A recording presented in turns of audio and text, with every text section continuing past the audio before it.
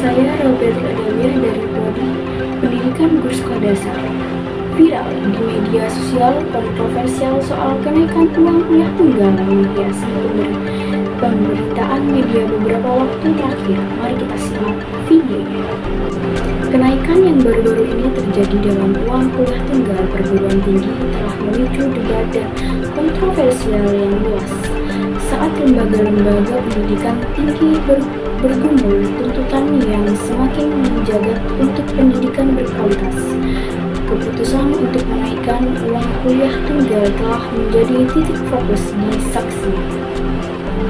Dalam artikel opini ini, kita akan menjelajahi implikasi dari tren ini dan mengeksplorasi dampak yang beragam dari kenaikan uang kuliah tunggal di perguruan tinggi. Kekhawatiran utama seputar peningkatan uang kuliah tunggal perguruan tinggi adalah beban ekonomi yang ditanggung oleh mahasiswa. Dengan biaya kuliah mencapai tingkat yang belum pernah terjadi sebelumnya, banyak mahasiswa terpaksa mengambil utang yang besar atau mencari pekerjaan tambahan untuk membiayai pendidikan mereka. Tekanan keuangan ini tidak hanya mempengaruhi kinerja akademis mahasiswa, tetapi juga memperburuk ketimpangan sosial ekonomi dengan membatasi akses pendidikan yang tinggi kelompok yang kurang beruntung. Sementara para pendukung berargumen bahwa kenaikan uang tunggal kuliah diperlukan untuk menjaga standar pendidikan yang tinggi. Para kritikus berpendapat bahwa kenaikan biaya tidak selalu berarti peningkatan kualitas.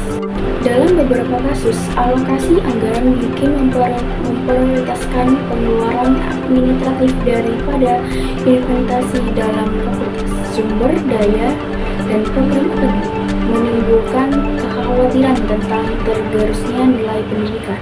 Selain itu, tekanan keuangan yang meningkat pada mahasiswa dapat menghambat kemampuan mereka untuk sepenuhnya. Dengan demikian, pengorbanan pengalaman belajar secara keseluruhan.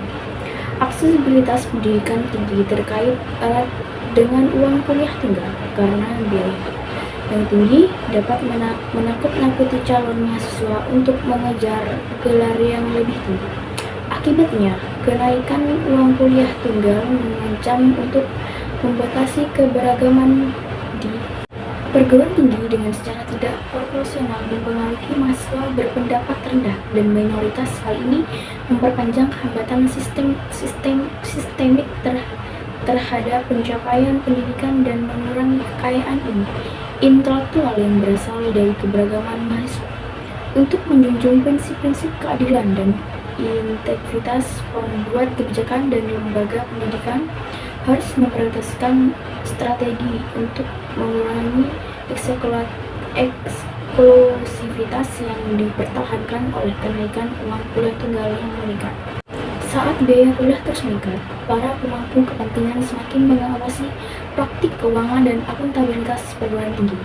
Pertanyaan muncul tentang alokasi pendapatan yang dihasilkan dari kenaikan uang kuliah tunggal, KUKT, transparansi dalam keputusan anggaran, dan sejauh mana memprioritaskan kebutuhan mahasiswa. Panggilan untuk akuntansi yang lebih besar menekankan pentingnya memupuk budaya transparansi dan keterlibatan antara pengurus tinggi dan pemangku kepentingan untuk memastikan bahwa kenaikan uang kuliah tunggal dibenarkan dan sejalan dengan misi pendidikan. Dampak dari lintasan saat ini dari kenaikan uang kuliah tunggal meluas melampaui batasan keuangan yang langsung. Beban utang mahasiswa yang meningkat memiliki dampak jangka panjang terhadap stabilitas keuangan individu, pilihan karir, dan kesejahteraan secara keseluruhan. Selain itu, komodifikasi pendidikan yang dipertahankan oleh kenaikan uang kuliah tunggal yang meningkat mengancam untuk merusak nilai intrinsik pengetahuan dan pembelajaran, menjadikan pendidikan sebagai pertukaran transaksional daripada perjalanan transaksional pertumbuhan intelektual dan pengembangan pribadi. Debat seputar eskalasi uang kuliah tunggal di perguruan tinggi mencerminkan keprihatinan masyarakat yang lebih luas tentang aksesibilitas keterjangkauan, dan kualitas pendidikan tinggi. Sementara perguruan tinggi menghadapi realitas keuangan yang kompleks, kepentingan untuk meningkatkan uang kuliah tunggal memerlukan pertimbangan yang cermat terhadap dampaknya bagi mahasiswa, kualitas pendidikan, dan kesetaraan sosial. Dengan terlibat dalam dialog konstruktif dan pemecahan masalah kolaboratif, para pemangku kepentingan dapat bekerja menuju solusi yang berkelanjutan yang menjunjung prinsip-prinsip mendasar aksesibilitas, keterjangkauan, dan keunggulan dalam pendidikan tinggi.